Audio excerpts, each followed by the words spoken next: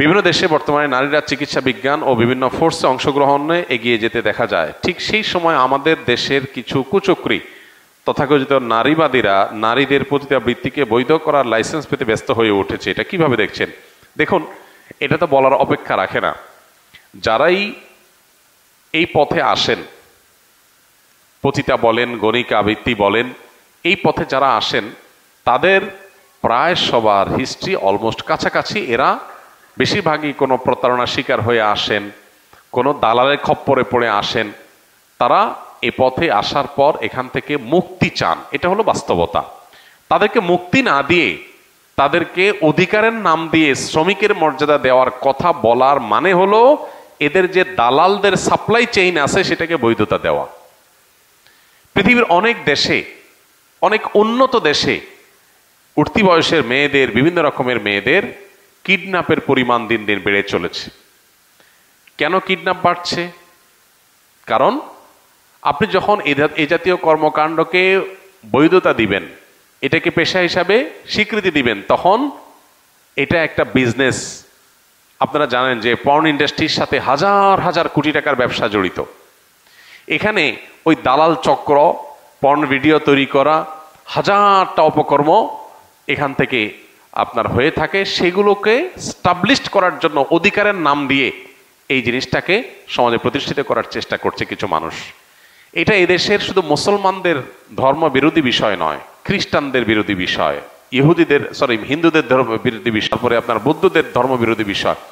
বাংলাদেশে প্রচলিত প্রত্যেকটা ধর্মের মানুষের ধর্ম বিশ্বাস হলো গণিকা বৃত্তি বা পতিতা বৃত্তি। এটা ঘৃণিত কর্ম, এটা সমাজের জন্য ধ্বংসের দ্বারপ্রান্তকে উন্মুক্ত করে, যার কারণে এটা বিরুদ্ধে সব ধর্মের মানুষ ঐক্যবদ্ধ। তাহলে বাংলাদেশের মানুষের ঐক্যবদ্ধ মানুষের বিরুদ্ধে, একটা আইডিওলজির বিরুদ্ধে আপনি এখানে অবস্থান নিচ্ছেন।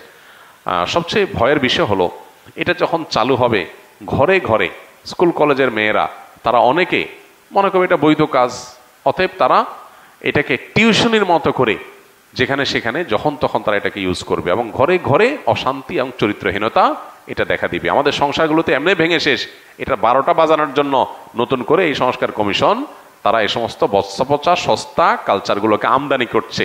এগুলো শুধু এরা না, এই দেশের জীবনে কেউ এগুলো যেন পুশ করতে না পারে। আমাদের সবাইকে, আমাদের বোনদেরকে আরো বেশি সজাগ থাকতে হবে, কারণ এগুলোর ফলে সবচেয়ে বেশি ক্ষতিগ্রস্ত হয় নারীরা নিজেরা। একজন নারী তিনি তার সামাজিক মর্যাদা হারায়। এগুলো করে কেউ কখনো মানসিকভাবে সুখী থাকে না এবং কেউ প্রত্যাশাও করে না। অতএব এই জগতে যারা চলে আসে, কারা তাদেরকে আনছে, কারা তাদেরকে দালালি করে বিভিন্ন রকম প্রতারণা করে এই পথে আনছে, তাদেরকে বিচার করা দরকার। সেটা না করে সেটাকে প্রতিষ্ঠিত করার অপচেষ্টা লিপ্ত। আর যারা এখানে ভিকটিম, তাদেরকে উদ্ধার করে তাদের জন্য বিভিন্ন রকমের পুনর্বাসনের ব্যবস্থা করা দরকার। আপনি ঠিকই বলেছেন, তাদেরকে সামাজিক অনেক ভালো ভালো কাজে এঙ্গেজ করা যায়। সেটা না করে এই পথ উন্মুক্ত করা মানে হলো গোটা দেশটাকে পতিতা দিয়ে ভরে ফেলার একটা চক্রান্ত। বিধায় এটার বিরুদ্ধে আমাদের সামাজিক অবস্থান এটা মজবুত করতে হবে, পাকাপোক্ত করতে হবে। যার যার জায়গা থেকে সকল ধর্মের মানুষের কাছে ঘৃণিত বিষয়, সব ধর্মের মানুষকে এখানে এগিয়ে আসতে হবে। সম্প্রতি নারী সংস্কার বিষয়ে কথা বলায় এক নারী আলেমদেরকে খুব খারাপ ভাষায় গালিগালাজ করেছেন। দেশের সামান্য কিছু আবর্জনার কাছে পুরো দেশের মানুষ জিম্মি থাকবে কেন, এবং এই ব্যাপারে কোনো পদক্ষেপ আমরা নেব কিনা। দেখুন, আমরা যখন দ্বীনের কথা বলবো, কোনো অসঙ্গতির বিরুদ্ধে আমরা যখন প্রতিবাদ করব, সেটাও হতে হবে যৌক্তিক এবং সুন্দর উপায়ে। এখানে আমরা অনেকে আছি যারা সোশ্যাল মিডিয়াতে ইসলাম এবং মুসলমানদের স্বার্থ রক্ষার জন্য লড়াই করেন, এবং আমাদের এই ভূখণ্ডে, আমাদের এই সমাজে অনাচার এর অনুপ্রবেশ ঘটাবার জন্য যারা চেষ্টা করে, তাদের বিরুদ্ধে অনেকে সোশ্যাল মিডিয়াতে দাওয়াতি কাজ করেন, অ্যাক্টিভিজম করেন। এটা খুব ভালো কথা, কিন্তু এইটা করতে গিয়ে আপনি মানুষকে বাজে কোনো ট্যাগ দেওয়া, গালি দেওয়া, কারোর ব্যাপারে কোনো জাজমেন্টাল কমেন্ট করে তার চরিত্র নিয়ে প্রশ্ন তোলা বা কোনো প্রকার কালিমা লেপন করা, এগুলো কোনো দায়িত্বশীল মুসলমানের কাজ না। অনেক সময় দেখা যায় দাড়ি টুপিওয়ালা প্রোফাইল থেকেই কোনো নারী, তিনি হয়তো এমন কিছু বলেছেন যেটা অযৌক্তিক, অন্যায্য, তখন তার কমেন্ট বক্সে গিয়ে, মন্তব্যের ঘরে গিয়ে তার চরিত্র ধরে টান দিয়ে একটা খারাপ কথা আপনি লিখলেন। এটা কোনো দায়িত্বশীল মুসলমানের কাজ না। গালি দেওয়া এটা ফাসেকি চরিত্র, নবী সাল্লাল্লাহু আলাইহি ওয়াসাল্লামের হাদিস থেকে আমরা জেনেছি।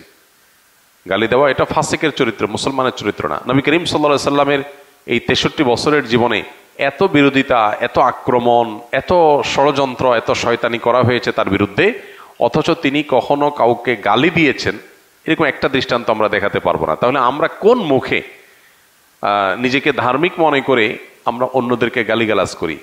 এগুলো অনেক ক্ষেত্রে আমাদের জেদ খেদ মেটানো হয়, দিন প্রচার হয় না। এগুলো হয় হলো আমার তার বিরুদ্ধে একটা যুদ্ধাঙ্গদেহী ভাব তৈরি হয়েছে, তাকে একটা প্রতিপক্ষ বানিয়ে তাকে ঘায়েল করার জন্য আমার সর্বশক্তি দিয়ে নামলাম।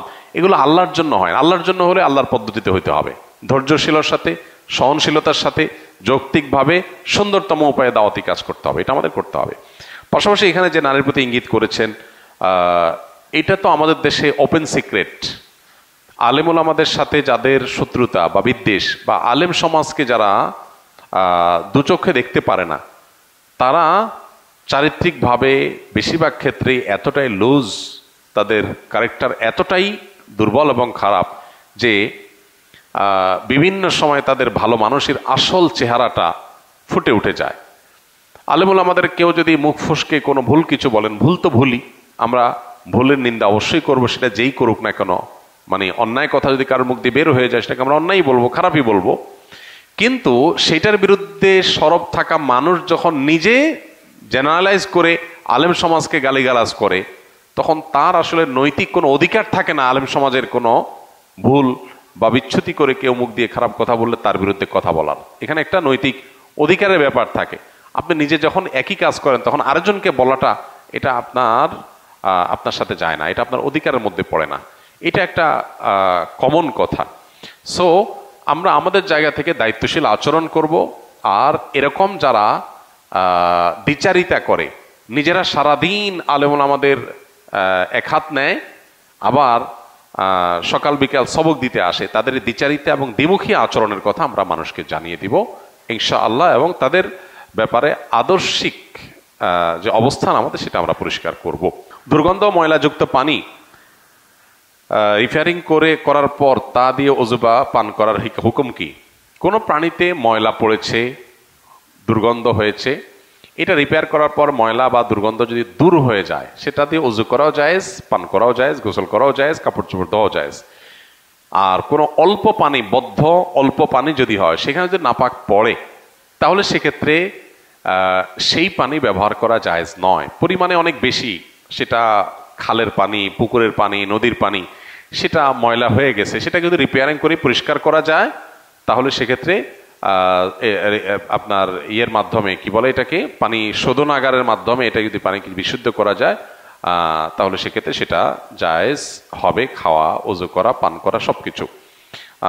এখানে কোনো প্রকার নাজায়েজ থাকবে না যে জিনিসটা নাপাক ছিল, এখন স্বচ্ছ হলে কি হয়েছে, নোংরা ছিল। বেশি পরিমাণ পানি হলে সেটা পরিশুদ্ধ করার মাধ্যমে ব্যবহার করা যাবে।